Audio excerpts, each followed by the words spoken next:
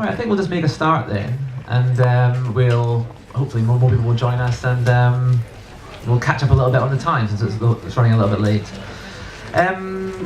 This debate I'm very excited about. I've been wanting to have this debate and participate in this debate for quite a while.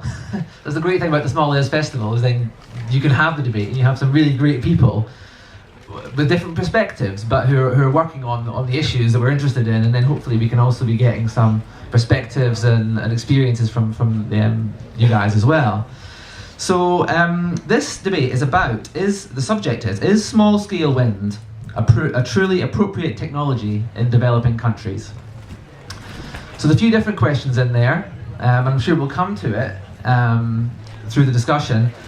The background is really wind power, as we all know, in Western countries. In the north has become a strong renewable technology, really, at large scale, grid connected.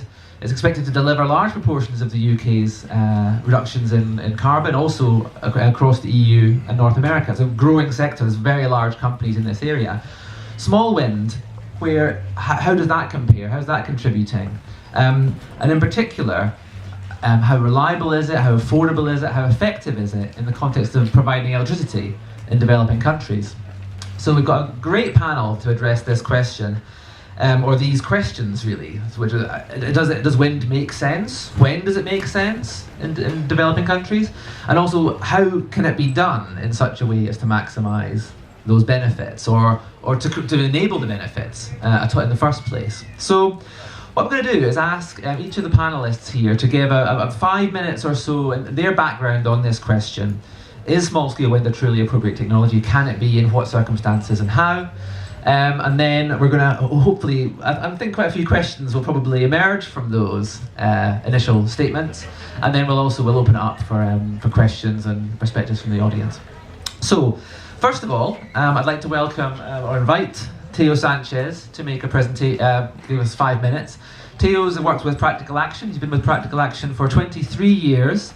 He started in the Peru office, the Latin America office, and was there for 18 years, leading the energy program there, which is one of Practical Action's, I would say, flagship energy programs, with a lot of really great experience on micro hydro and small wind in particular. And Teo led development of the IT100, which is one of the turbines that was developed by Practical Action and is being manufactured by a company there. So, without further ado, Teo Sanchez to give us a first view on this debate question. Okay. Good morning. I say good morning because I just woke up. I arrived from Peru yesterday. I'm still sleepy, so sorry for my voice and appearance. Yes, well, the question is a big question. And I think it's right to make it because wind energy is a very interesting resource, very interesting technology, but looks like it's not competing with others like solar, for example. However, if you look at history, wind energy has been used for many centuries for humankind to pump water, and more recently for electricity generation. China installed thousands of wind machines. Brazil, Argentina have installed many very small wind machines for electricity generation. Although these countries might be called now the emerging countries, maybe are not exactly those countries that we are thinking about, those poor countries. If we look at the needs, we as Practical Action again, we are looking at needs of the poor.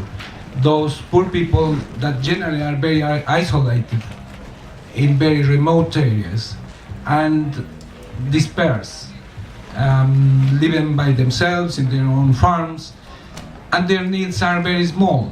Their needs are units of kilowatt hours per day.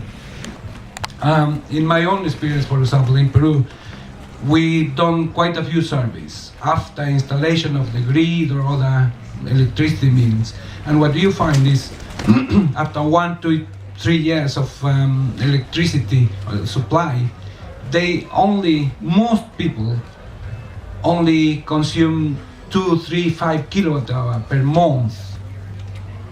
Those that consume a lot, they are bordering the 20 kilowatt hours per month, and that's very little.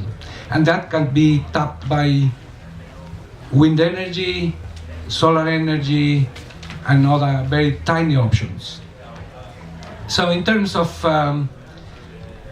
technology to match the needs of the poor in isolated, in dispersed populations, wind energy is really good. In terms of costs, wind is, depending where it's manufactured and what technology you use, etc., wind can be much, much cheaper than solar. It's difficult to compare with other technologies, because in wind, the good thing is you can design tiny machines like 50 watts, 100 watts, exactly for the needs of one family. If we compare with other options that can be bought in the market, like diesel generators, you hardly find below 1 kilowatt. So for one family, you have to buy 1 kilowatt machine that will consume a lot of oil, or you need a lot of maintenance. So if you compare costs, generally wind will beat diesel generators. So in that sense, again, wind is a good option. Where it's a bit complicated is the technology itself. If you look at the wind energy technology, it's a machine that goes 10, 12 meters above the land, above the surface, and generally in one pole. If you look at the resource, wind is very variable, so anytime can come a big gust and you have problems. So it's difficult to use a very simple technology. In some way, have to be well designed, well finished, well made technology in order to stay there for a while. And I think that's the main problem of wind turbines. In Peru, as Steven mentioned, we started with this small wind turbine, 100 watts, meant for one family. This wind turbine approximately generates in one day about 1 kilowatt hour. In lower wind speeds, you can have sort of half kilowatt hour per day. So it covers the needs of the people very easily. But the technology is not very simple. In Peru, this machine, for example, we installed about 100 units.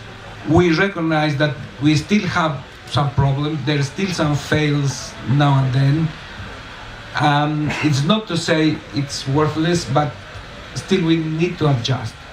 It's, in my opinion, is probably the most complicated technology of all the renewable energy small scale, because needs a lot of maintenance, needs a lot of care. If it's very well designed, very well made, very well cared, then it is a good option. I think that's to open me. Okay, thanks very much, Teo. Very helpful.